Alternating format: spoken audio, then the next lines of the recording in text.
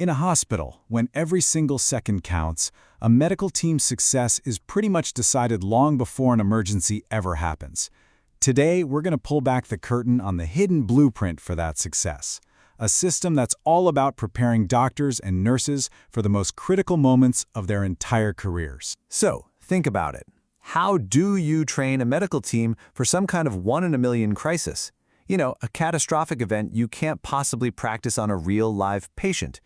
The answer is a kind of high-stakes dress rehearsal, a simulated emergency. But as you're about to see, the most important part isn't even the drill itself. Now, these dress rehearsals, they often use these incredible high-tech mannequins and super realistic scenarios. But the real magic, the secret sauce, it isn't the technology. No, it's what happens before the simulation even kicks off. It's a whole process called pre-briefing, and that is the hidden framework that turns practice into perfection. So this whole pre-simulation blueprint, it's built on a really simple two-phase plan.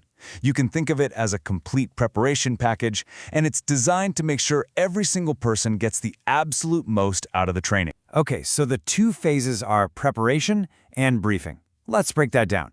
Think of preparation as the homework, all the key knowledge you need to have in your head beforehand.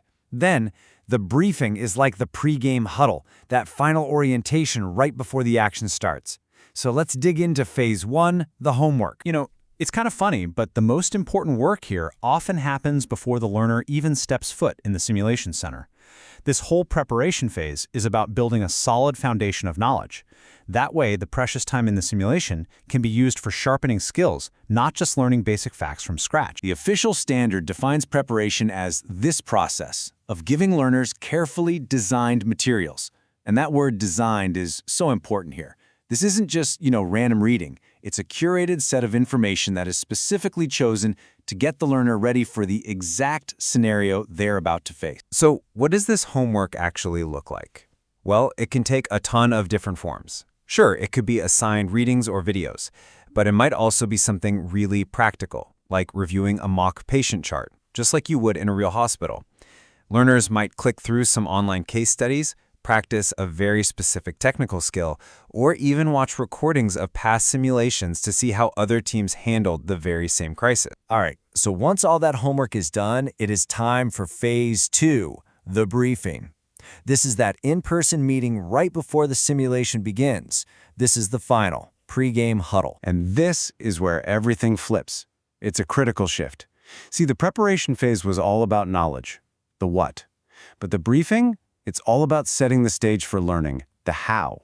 The instructor's job at this point isn't to quiz anybody, but to create an environment where they can perform, make mistakes, and actually learn from them. A huge part of this is setting up what the source material calls a fictional contract. And honestly, this idea is just brilliant.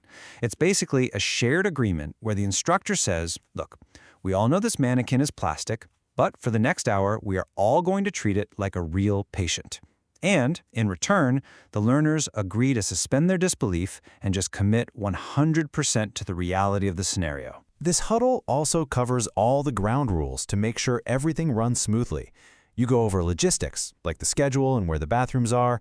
You clarify roles so everyone knows what their job is. And crucially, you establish strict confidentiality. What happens in the sim stays in the sim. This creates a safe space. And you explain that any evaluation isn't about getting a grade, it's all about growth. Now, none of this works. Not the homework, not the huddle, not the simulation itself, without one foundational element. This is the secret ingredient that holds the entire blueprint together, and it's called psychological safety. So what is psychological safety? Well, it means creating a space where these highly intelligent, highly capable professionals feel safe enough to be vulnerable. It's an environment where they can ask what they think is a dumb question, or try a procedure they're a little unsure about, or even make a mistake, all without fearing judgment or humiliation. And critically, this kind of safety doesn't just happen by accident. It is built step by step.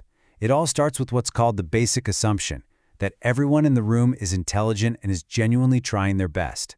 From that foundation of respect, you can then build trust. You can actively ask for people's input. And you can encourage the kind of risk-taking that ultimately frames mistakes not as failures, but as golden opportunities to learn. So, why does all of this meticulous planning really matter? What's the point? Well, it's because this blueprint for better training doesn't just stay in the simulation lab. It translates directly from the blueprint to the bedside. At the end of the day, the biggest takeaway is this. The real power of a multi-million-dollar simulation center doesn't come from the fancy tech. It comes from the human element, the careful, the deliberate, and the psychologically safe preparation that happens long before anyone ever pushes the start button. And you can see the chain reaction this whole process creates. It's like dominoes. When you follow the blueprint, learners show up way more prepared. That readiness, it leads to better performance during the high-stress simulation. And ultimately, that improved performance builds the skills and the confidence that directly enhance safety for real patients. It's an incredibly powerful model for medicine, for sure. But it leaves us with one final, really fascinating question. I mean, think about it. What about pilots or firefighters or even financial traders? How could this blueprint for structured, psychologically safe preparation completely transform learning and performance in other high-stakes jobs? It's a framework for excellence that might just apply everywhere.